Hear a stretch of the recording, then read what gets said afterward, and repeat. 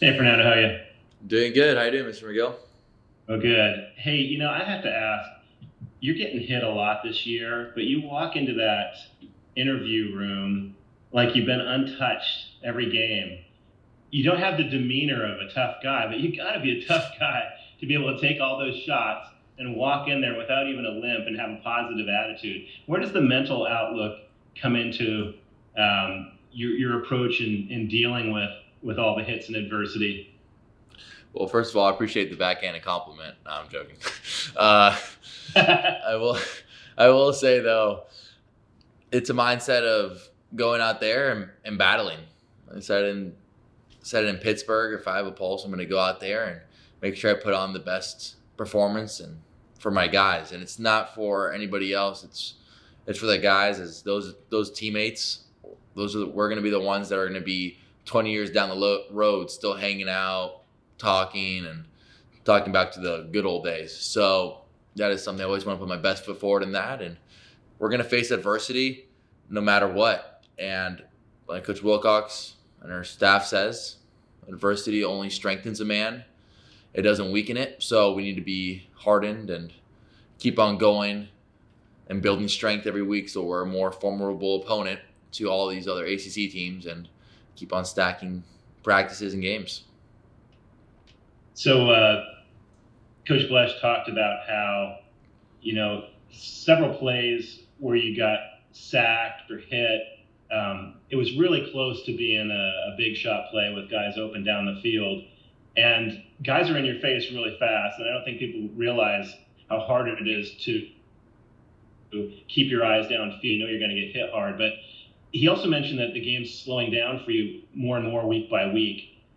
Do you feel like you're in a position where even if a guy's in your face, you're going to be able to keep your eyes downfield and not focus on that defender and maybe be able to get it off instead of taking the sack? Yeah, I would say with full confidence, I'm at that level now. That is not something that was not because of maybe sometimes going to zero check that I slide the line and I have a guy in my face or whatever circumstance may be that I am not scared to stare down the barrel and take Jack Endries over the middle or throw a deep one to one of our great receivers. So that's something that I've done throughout the season. I've been doing it more and more each game. And with this season and having those guys open downfield, sometimes there needs to be a conscious decision with when I'm getting hit, can I still have an accurate ball? Or you always want to throw with anticipation, but sometimes there's either when you're too late, it's terrible. But sometimes there could be too much anticipation where you miss throw the stem of the route if it's a corner or post route, and that could lead to turnovers or something. And so what I'm staying in there, those are things that I'm processing. But like I said, I'm not scared to stare down the barrel, but also I need to be smart with the ball, as that's gonna the turnover margin and keeping care of the ball. That's what's gonna help the team win. So Well, those are two things. obviously you've been smart with the ball. The turnovers are way down this season. Have you had some success throwing on the run, rolling right, just throwing on the move earlier this season? Are there some thoughts to having you throw on the move a little bit more, moving pocket? How does that work? Yeah, it's more. I would say it's more of a Coach Bless question. However, I will say that although I am a pro style quarterback, and I believe I can run a little bit.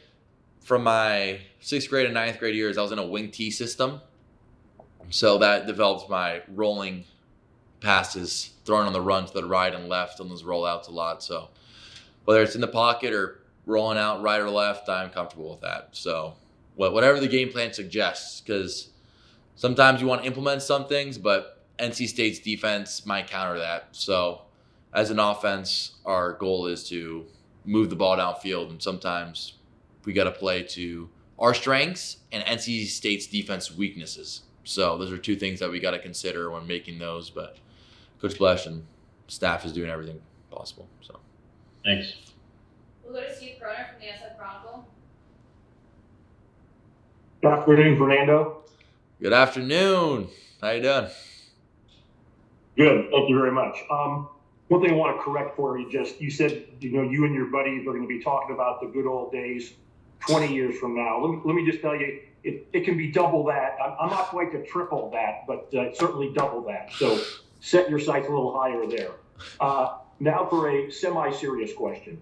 You said last week after the Miami game that was kind of the fork in the road, that it was similar to Oregon. Well, yeah. Oregon last year, the next game after the fork in the road, you won. You beat Washington State in a close game. This time the fork in the road, you lose a close game.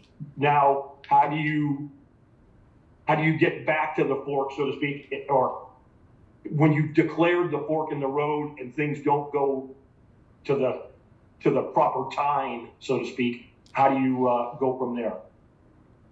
Yeah, first of all, thank you for the great advice. I will definitely adjust my side on that. And I believe with the fork in the road analogy, I would say last year was a little bit more sudden death. But I will say that although we did lose a tie game, that it's impossible to life to control the results. And I would say as far as the process and mentality-wise, we have declared the correct side of the fork in the road. So although we didn't end up victorious, I will say as a team, we did end up choosing mentality and process-wise and work ethic-wise the right side of the road. And that's something that we're going to keep on harping on, as the more we can do that, the more results will come. However, it is impossible for us. Well, we're on the field, so we can control results, but it's not always guaranteed. So that only says that, hey, although we're on the right fork of the road, we just got to step it up. We got to, get on the page, do extra film sessions and other externalities such as those. So I would say that we chose the correct path and that we are in the right way. Good luck. Thank you. We'll go to Jeff Rado from Cowbears on his side. Hi, Fernando. How you doing? Doing great. How you doing? Good. So when we had Will McDonald on a little while ago, he was talking about your toughness and how much respect the offensive line has for you, and how much they sort of feel a responsibility to keep you upright. I'm wondering, when you're in the locker room with those guys, just during the week or whenever, what's your relationship like with those guys? Are you encouraging to them? Are you pointed in some specific areas that you think they can do things differently or better? Or how would you characterize that relationship? Yeah, I would say it's a great relationship. Will's one of my best friends.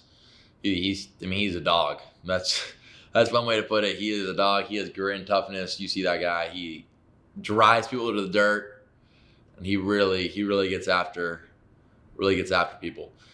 I would say my relationship with the O-line, I would say it's, like I said, it's a great relationship, and I would say that my leadership style, it is more encouraging, as the same way. I mean, they already have a great offensive line coach and Coach Blesh, and they get a lot of coaching from Coach Blesh, Coach Winterhawk, and all the other offensive staff.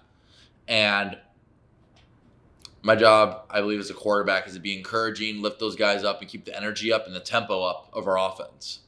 So as long as we can do that, I am always encouraging, as the same way they wouldn't tell me how to throw a ball it's similar in that way. However, we do get together with the running backs and tight ends, and we talk and watch film together schematically so that we could all get on the same page, because there are some things schematically that we need to flip the protection one side, maybe slide it to another way, 5-0 it, or whatever the situation may be. So that is something that we're definitely getting on the same page, and that's all constructive on my end and on their end as well, because it's a relationship that we have with the tight ends, running backs, and O-line. It's all a working unit together. So that's what Will said that you take a lot of the heat when things don't work perfectly, and he says it's not always your responsibility. It's a lot of it's on them sometimes.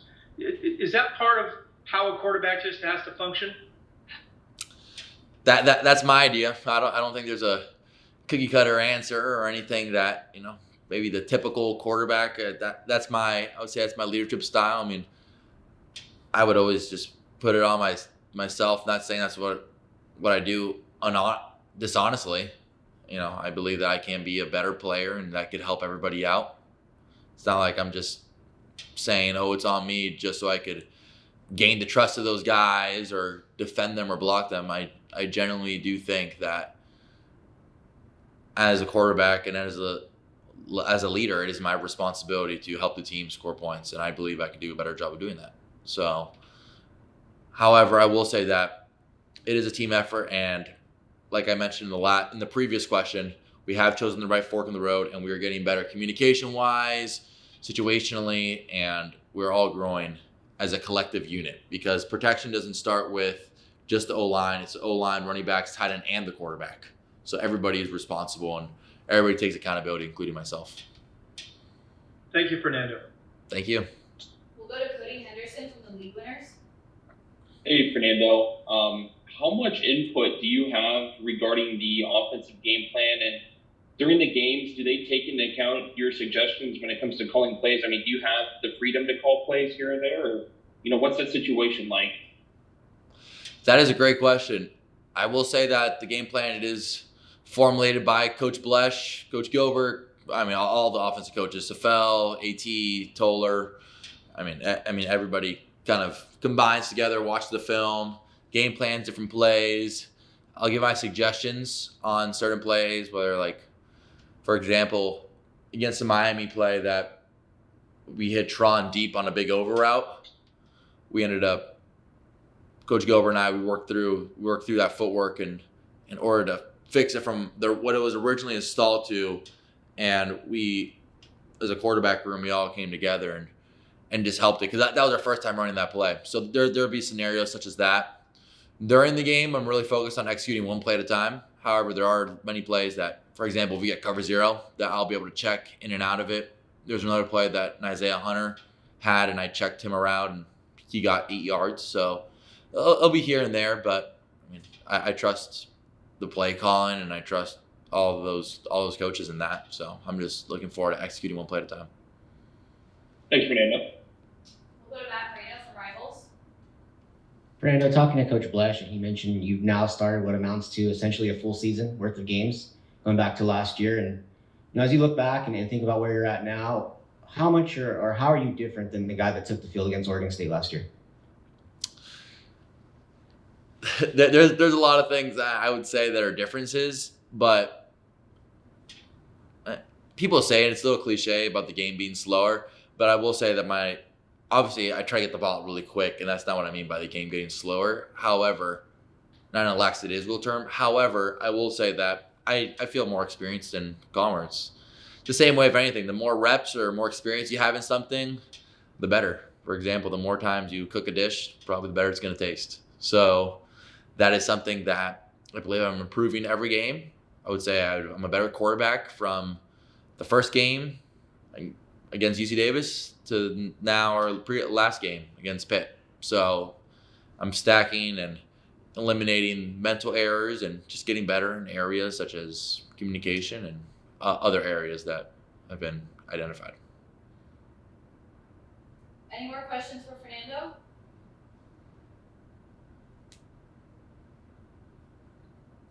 All right, we'll wrap it up there for today. Thanks, everybody. Thank you guys. God bless. Thanks, Fernando.